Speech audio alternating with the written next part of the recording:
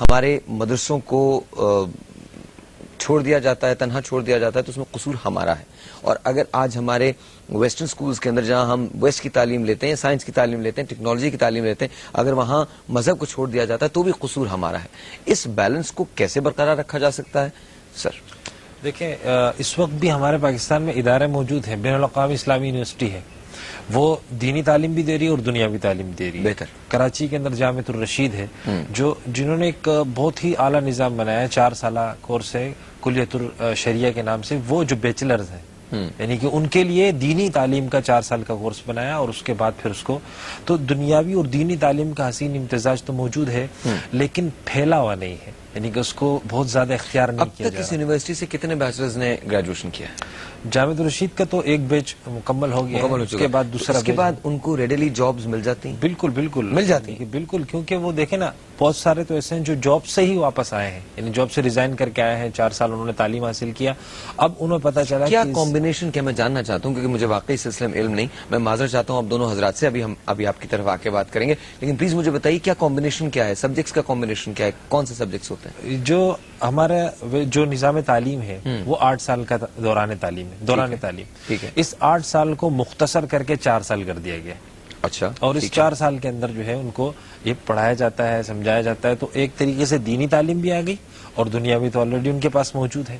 تو اسی طریقے سے وہاں جو پڑھایا جاتا ہے وہ دینی پڑھایا جاتا ہے یا دین اور دنیا دونوں پڑھایا جاتا ہے؟ یہ دینی تعلیم, سائنس اینڈ ٹیکنالوجی پڑھائی جاتی ہے اور ساتھ ساتھ مذہب پڑھایا جاتا ہے. جو سائنس اور ٹیکنالوجی ہے یہ ان کے لیے ہے کہ جو مدرسے کے طلبہ ہیں, مثلا فلکیات کا باقاعدہ وہاں تعلیم ہوتی ہے, فلکیات کیا ہے, اس طریقے سے دیگر تعلیم جو ہے وہ وہاں ہوتی ہے, وہ مدرسے کے طلبہ کے لیے ہے. اور یہ تو چونکہ خود آئے ہیں, یعنی کوئی پی ایچ ڈی ہے, کوئی باہر سے پڑھ کے آئے ہیں, جی باہر سے, ان کو دینی تعلیم دی جاتی ہے, ان کو دینی تعلیم دی جاتی ہے. Good combination. تو اس طریقے سے اب یہ جو پھر واپس اس معاشرے میں جاتے ہیں تو یہ ذہن کو یکسو کر کے چلتے ہیں اور یکسو کر کے طریقے سے کام کرتے ہیں.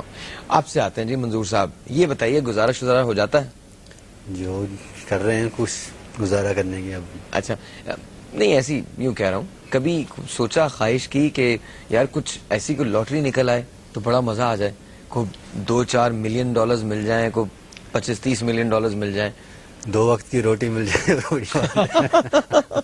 2 وقت کی روٹی مل جائے, یہی بہت ہے. بڑھیا. اچھا, کبھی فلم وغیرہ دیکھتے ہیں کچھ اس کی تفریح و تباہ کے لیے کیا کرتے ہیں, باہر جاتے ہیں, کیا کرتے ہیں؟ سر جی موقع ملے گا تو روزگار کمانے سے. یار ویسے تمہارے ساتھ ایک بہت پرابلم ہے یار, آئی ایم سوری منظور یار, تم لائف کو انجوائے نہیں کر رہے ہو. دیکھو مان لیا میں نے, دیکھو ہمارے ساتھ مسئلے کیا ہیں, میں تمہیں سچ بتاؤں, دیکھو لوڈ شیڈنگ تمہارے گھر پہ ہوتی ہے, میرے گھر پہ بھی ہوتی ہے, تمہیں بلز کا پرابلم ہے, مجھے بھی بلز کا پرابلم ہے, تمہارے لیے پیٹرول پمپ بند ہوتے ہیں, میرے لیے بھی پیٹرول پمپ بند ہوتے ہیں, تمہارے لیے ہڑتال ہوتی ہے, میرے لیے بھی ہڑتال ہوتی ہے, تمہیں پانی کا پرابلم ہوتا ہے, مجھے بھی پانی کا پرابلم ہوتا ہے, تمہاری بھی طبیعت خراب ہوتی ہے, میری بھی طبیعت خراب ہوتی ہے, لیکن مجھے ایک بات کا پتا ہے, at the end of the day میں خدا کا بندہ ہوں, اور مجھے اس بات پہ فخر ہے, میری کامیابی بھی اس کی ہے, اور اگر وہ یہ کہتا ہے کہ بندے میں تجھے اس وقت یہ چیز نہیں دے رہا, تو مجھے پتا ہے کہ اس نے میرے لیے کچھ بہتر سوچا, اور وہ بہتر سوچتا ہے, وہ مجھے ناکامی تو دیتا ہی نہیں ہے, وہ تو مجھے